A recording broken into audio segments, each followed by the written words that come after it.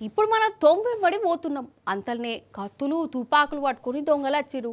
గొలుసులు గిల్సులు దోసుకుపోతురు. చుట్టుముట్టు ఉన్నోళ్ళు ఏం చేస్తారు? భయంతో పారిపోతారు.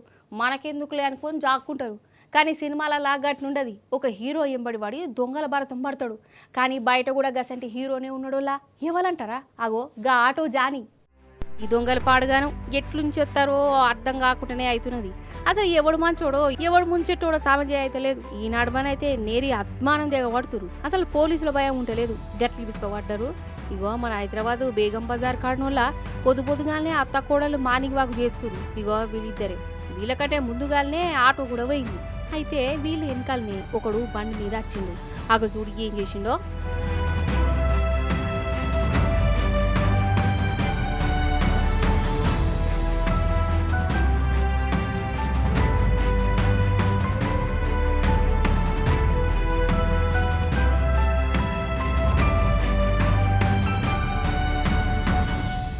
వారి చేతులు రిగిపోను. గొలుసు గుంజుడు కాదోళ్ళ. అగో కింద పడ్డరు. పాపం వీళ్ళు భయపడ్డరు. అయితే ఇదంతా ముగ్గట పోయిన ఆటో డ్రైవర్ చూసిండోలా నాకేందని అనుకోలే. ఆటోను ఎడక్కు మలిపిండు. ఆ బండోన్ని ఆటోతోని గుద్ది దొరకబట్టిండు. వాని 4 దాన్ని వాని చేతిలో ఉన్న గొలుసు తీసుకొని వీళ్ళకిచ్చిండు. ఆ దొంగోడు పెద్ద రౌడీ షీటర్ అట. Rowdy sheeter. కానీ నిజంగా ఈ ఆటో డ్రైవర్ గ్రేట్ అంటే గ్రేట్ కదా నోలా. నాకెందుకులే అని అనుకోలే.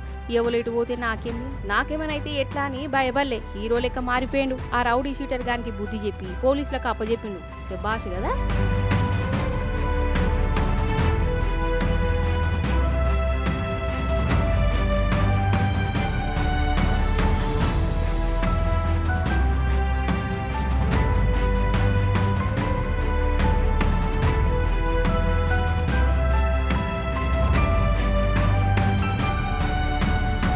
అయితే ఈ ముచ్చట మన సిపి సజ్జనార్ సార్ కెరికేంది.